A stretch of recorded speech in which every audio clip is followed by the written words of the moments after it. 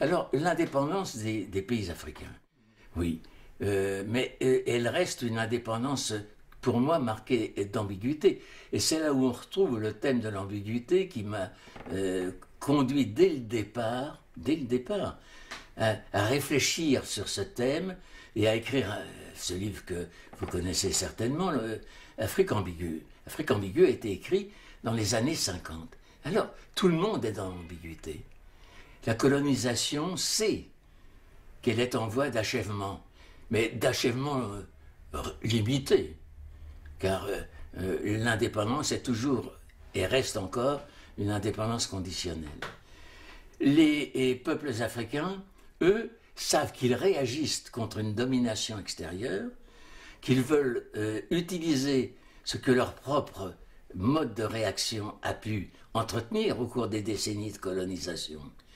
Mais ils sont dans l'ambiguïté pour ce qui est du passage. Comment passe-t-on d'une dépendance totale?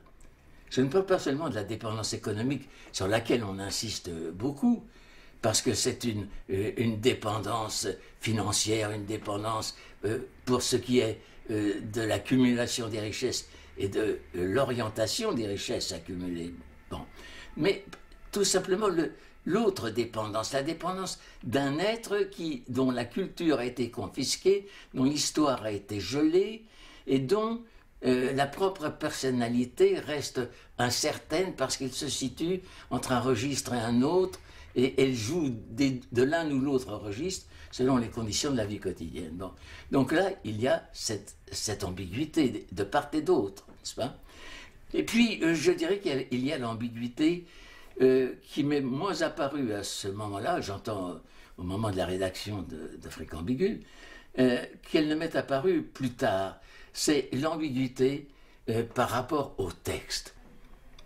Bon, j'évoquerai ici une sorte d'enquête qui est bien connue.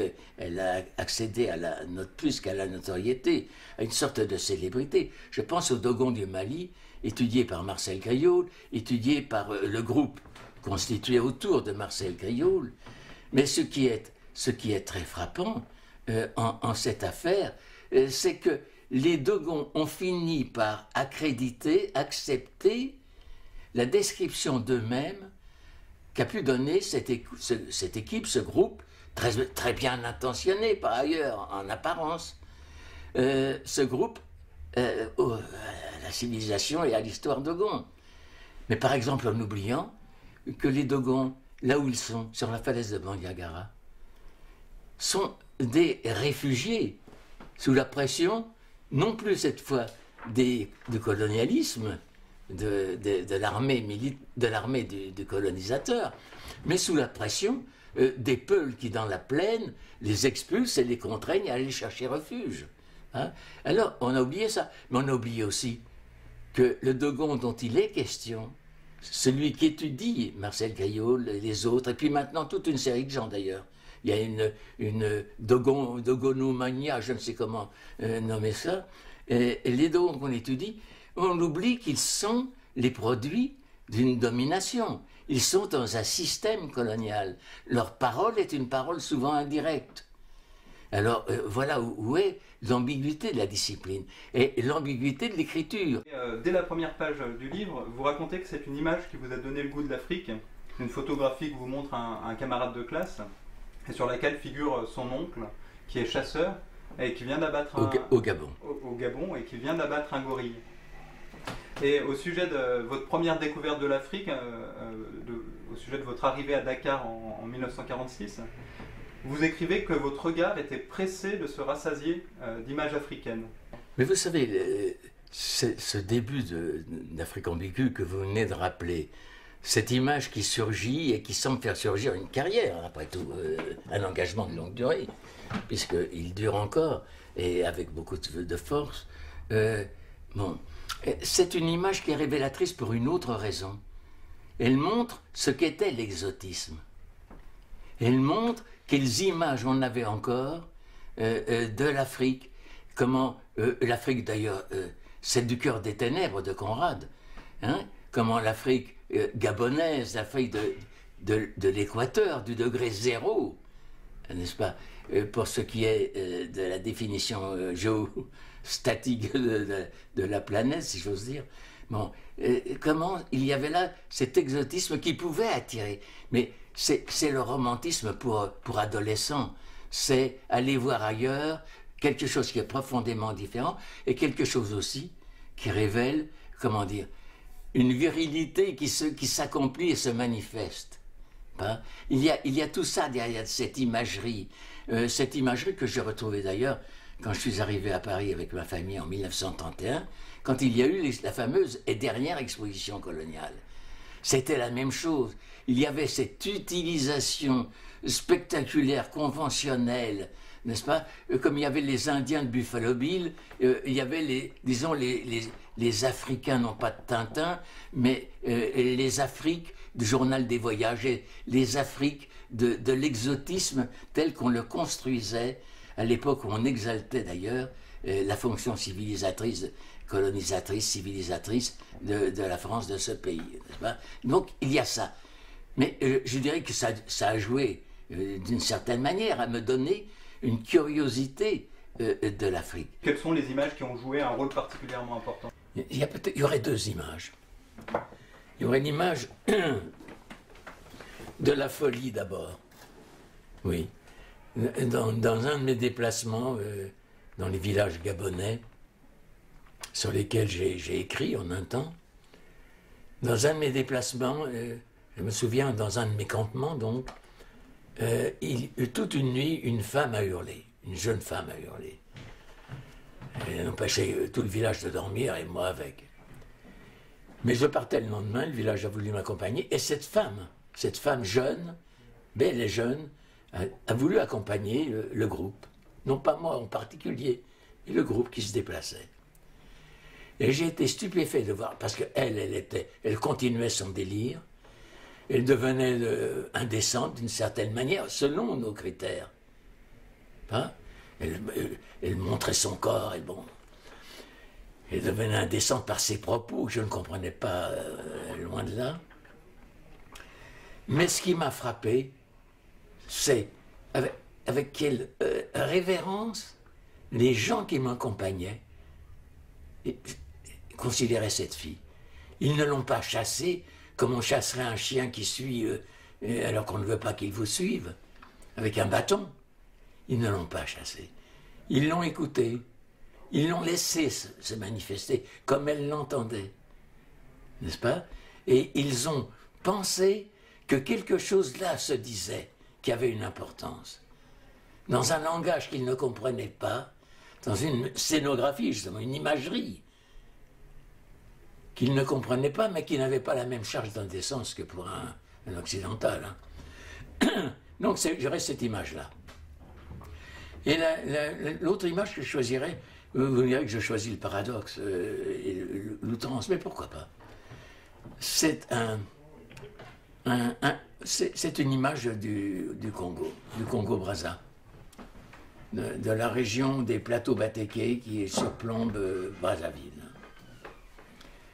C'est l'image, j'étudiais dans cette région, comme au Gabon d'ailleurs, les nouveaux mouvements religieux dont je savais qu'ils étaient la première expression, mais vraiment populaire, d'une indépendance qui ne se disait pas par les intellectuels maîtres des langages et maîtres des relations avec les institutions, que ce soit les partis français ou que ce soit les syndicats soviétiques, notamment dans le cas de Sékou Touré. Bon. Ma rencontre là, c'est celle sur le plateau Batéké, celle d'un prophète miteux, crasseur en apparence. Et ce type, ce prophète, je ne dois pas dire ce type, ce prophète, lui aussi, dans son délire, m'a semblé révéler un besoin. Je me suis fait traduire ce qu'il disait. Ce qu'il disait d'ailleurs était parfaitement cohérent et obéissait à une logique. Ça n'est pas le même registre que celui de l'exemple précédent. Hein? Et tout son discours était un discours de liberté, de revendication de la liberté et d'une liberté qui pourrait se prendre parce qu'elle serait cautionnée par le sacré, parce qu'elle serait consacrée, cautionnée, renforcée, prise en charge par Dieu, puisque, bon, c'est ainsi, Nzambi-Mpugu, dans l'univers Congo. Bon, et là, cette image modeste de quelqu'un qui prétend dire pour le peuple la demande de liberté, et qui cherche pour son peuple, car il dit mon peuple, qui cherche pour son peuple le renforcement du pouvoir suprême, hein, du pouvoir de l'être suprême, appelons-le comme ça. Hein. C'était quelque chose de particulièrement émouvant. Mais ce que vous avez ajouté ensuite est d'une importance plus grande. Pourquoi est-ce que j'ai demandé à l'Afrique de me donner l'exemple de civilisations que je ne connaissais pas bien, sauf par les images, par les livres, le peu de films qu'il y avait à l'époque d'ailleurs. Bon, à l'époque où j'ai fait préparer ma formation d'ethnographe, ethnologue, anthropologue ensuite, bon, qu'est-ce qu'il y a qui a joué là et qui a une autre importance que la traduction exotique, imagée, conventionnelle? Il y a, si vous voulez, la distance prise à l'égard de mon engagement ici. Ma présence en Afrique, mon départ en Afrique, a suivi de très peu mon retour d'un maquis. Ça veut dire d'un lieu de violence, d'un lieu où accéder à l'âge d'homme, c'est d'une certaine manière accéder au droit de vie et de mort, accéder à la tragédie de la liberté confisquée et à reprendre, à la tragédie d'une civilisation que l'on croyait, que l'on aurait voulu, parce que c'était l'enseignement de l'école républicaine à l'époque où j'étais écolier. Une république que l'on aurait voulu croire civilisatrice, colonisatrice, porteuse de valeurs, on découvrait qu'elle était comme l'était l'Europe de l'époque, une Europe de la véhémence, une Europe de la violence, une Europe où la vie comptait peu parce qu'on pouvait en disposer en violence d'État. Pas que ça soit rouge ou brun, bon, peu importe. Mais il y avait donc cette réaction. Vous vous engagez avec une grande pulsion patriotique. Je suis né en Lorraine. J'ai été élevé dans toute ma petite enfance, dans mon enfance, jusqu'à l'adolescence, dans cette espèce d'idée que la patrie c'est quelque chose que l'on ne laisse pas piétiner, n'est-ce pas? Et alors, je découvre que l'on piétine au cours d'une histoire qui devient absolument abominable, tragique, indéfendable, celle du XXe siècle. Donc l'Afrique pour moi, ça n'est pas le contrepoint de ça, ça n'est pas de ces sentiments d'un patriotisme un peu frustré, hein, ou dévoyé en tout cas par les autres, non pas par moi-même, mais c'est le sentiment qu'il y a sans doute ailleurs d'autres façons de réaliser les rapports sociaux, la civilisation, de réaliser l'humain, si vous voulez employer une grande formule de philosophe un peu passe-partout, bon, de philosophie un peu passe-partout. Mais je voudrais tout d'abord, si vous le permettez, évoquer ma passion ou ma lubie concernant l'étude des pouvoirs. Il y a une raison qui au départ est une raison proprement africaine. Et proprement africaine à l'époque où la relation coloniale, comme j'ai écrit très tôt, la situation coloniale, n'est-ce pas, confisquait le fonctionnement politique. Si bien qu'on en a déduit que l'Afrique appartenait à cette catégorie des sociétés qui étudient les anthropologues des commencements du social, et les sociétés que j'ai qualifiées de sociétés du sang. Elles étaient sans histoire, sans machinisme, sans accumulation réelle de biens, sans politique bien clairement différenciée, sans monothéisme structuré.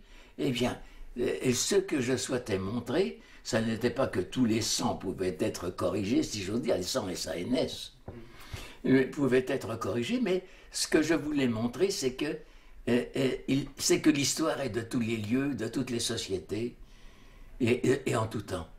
Mais je souhaitais profiter de l'occasion pour refaire cette affirmation. Parce que tout de même, il y a eu encore assez récemment un événement d'un haut niveau qui a prouvé que l'histoire africaine n'est pas encore reconnue comme existant, bien qu'il y ait d'éminents historiens africains. Non, l'anthropologie politique, je crois pouvoir reprendre l'argument que vous venez d'évoquer, a une fonction critique. Indiscutablement, d'abord, elle permet de dire il y a du pouvoir, il y a de l'histoire puisqu'il y a du pouvoir, parce que les deux sont difficilement dissociables. On est dans l'histoire comme on est dans le politique. Et les deux sont liés. Et le politique, l'histoire d'une certaine manière, c'est une façon de lutter contre l'inachèvement des sociétés. Hein? C'est ceux qui recherchent un achèvement moins achevé, si j'ose dire, hein, si on peut parler de cette façon. Mais en même temps, le politique, c'est ce qui, en principe, contribue à cet achèvement, à la définition de sens, etc. Bon. Donc les deux phénomènes sont liés. Alors, est-ce que l'anthropologie politique conduit à une critique de l'image? Bon, moi j'étais sensible à la critique qu'elle porte en elle-même, dans la mesure où elle montre les transgressions, les contestations, des revendications qui sont peut-être scénographiées, qui sont mises en image, montées en image, n'est-ce pas? Mais qui néanmoins disent quelles sont transgressions, contestations, etc. Si l'on prend les pouvoirs traditionnels, ils sont tous des pouvoirs d'apparat, d'apparence, de mise en scène, d'interdiction qui dramatisent l'apparition, s'il y a apparition. Quand un roi des anciens royaumes du Bénin, n'est-ce pas, dans l'Afrique occidentale, en Afrique occidentale, au fond du golfe de Guinée justement, quand un souverain apparaissait caché par un masque rideau de perles, il n'y avait pas de plus grande dramaturgie que l'on pouvait faire jouer, car le pouvoir lui-même devenait énigme. Qui est-il derrière ce rideau? Et on ne se pose pas la question de savoir si on a le droit de récuser ce qui est derrière le rideau. On subit l'effet. Et c'est un effet comme on peut le subir d'une certaine manière au théâtre, d'où le vocable que j'évoquais tout à l'heure de ce collègue, théatrocratie, n'est-ce pas, qui dit bien ce qui est en jeu fondamentalement dans l'exercice des pouvoirs. Je crois que le type d'anthropologie que j'ai représenté à un moment où il était difficile de la créer, parce que l'anthropologie logicienne du structuralisme prévalait, je dirais que ce qui m'a frappé, c'est à quel point, au contraire, une anthropologie dynamique est une anthropologie que le politique a nourrie, que la contestation, le conflit, la mise en discussion, l'approximation de la réalisation sociale, n'est-ce pas, exige, requiert. Donc, si vous voulez, il y a un rapport indiscutable entre ces deux choses. Alors, critique de l'image, oui, d'une certaine manière, parce que, mais c'est pas si simple. Je dis oui d'une certaine manière, parce que le pouvoir est très scénographe en longue durée, hein, scénographe, et il est capable d'utiliser à son avantage ces contestations, transgressions, violences qui voudraient s'exprimer. Et j'évoque ici ce que j'ai étudié naguère avec mon ami de l'école de Manchester, créateur de l'école de Manchester, Max Gluckman, n'est-ce pas,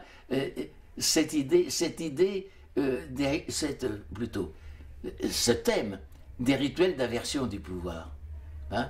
On met le pouvoir en état de désordre pour faire désirer l'ordre. On semble donner libre cours au désordre, c'est-à-dire à la contestation, éventuellement à la violence, à l'inversion à la transgression par rapport aux éléments les plus sacrés, mais c'est pour mieux montrer que c'est une société fausse, invivable, c'est une société du chacun contre tous, et qui se crée ainsi, et l'ordre peut revenir dans un rituel organisé pour le mettre en scène de nouveau. Il est un peu, je dirais, rafraîchi, rajeuni, ça sera encore mieux, et il peut redémarrer pour un cycle, puisqu'en général, ces manifestations sont de caractère cyclique. Hein. Alors, moi, il y a une image étonnante qui me frappe. C'est celle qu'a rapporté mon camarade maintenant disparu, mon ami maintenant disparu, Paul Mercier, à propos des civilisations du Bénin, qu'il a bien connues, sur lesquelles il a écrit, et après avoir été responsable du centre de l'Institut français d'Afrique noire à l'ancien Dahomey au Bénin. Bon, c'est cette idée que lorsque le pouvoir, le souverain meurt dans les civilisations du Bénin, dans les sociétés, dans les royautés du Bénin, lorsque le souverain meurt, il y a une période de complète anarchie, de complet désordre. On dit d'ailleurs, l'ombre est tombée sur le pays. On dit, le père s'est en allé. Le père, c'est-à-dire l'image protectrice par excellence. On dit, la justice a disparu avec le roi. Enfin, toute une série d'images, celle de l'obscurité, celle de la justice qui a disparu, celle de l'insécurité par violence diffuse, répandue partout et incontrôlable, qui marquent que dès l'instant où le roi est mort, où il y a une sorte d'interrègne, une sorte de chute, de manque de pouvoir, hein, eh bien, il y a ces risques énormes d'un retour au chaos, d'un retour au désordre total du social et des rapports, des relations entre les personnes. Et alors là aussi, lorsque le nouveau souverain est désigné, choisi, accrédité, valorisé, lorsqu'il va subir les rites qui marquent son intronisation, alors l'ordre revient, la lumière revient sur le royaume. Si vous deviez écrire des conseils à un jeune anthropologue ou à un jeune sociologue, que pourriez-vous leur dire? Gardez-vous de tout ce qui a pu marquer en un temps et en longue durée historique, à vrai dire, l'anthropologie, à savoir le sauvage, le primitif, le traditionnel, l'histoire au ralenti, la répétition, l'authenticité par la primitivité. Alors ça, c'est le comble du comble, celui-là, n'est-ce pas? Donc je dirais, évitez tout ça. Et je dirais aussi, ne soyez pas effrayés d'avoir à parler de quelque chose qui n'aurait pas pu relever de la gestion, de l'interrogation anthropologique il y a seulement 10, 15 ou 20 ans. Je dirais donc, étudier la modernité qui se fait à partir, justement, des transmissions que l'histoire a faites ici et là, et comment cela est approprié maintenant, comment cela est mis en langage propre, et comment cela est une revendication de liberté autant qu'une revendication de sens donné par soi à la modernité pour soi, si j'ose faire du charabia linguistique. C'est peut-être pas tout à fait charabia d'ailleurs. Hein? Voilà ce que je dirais surtout, ne désarmez pas. Ne désarmez pas.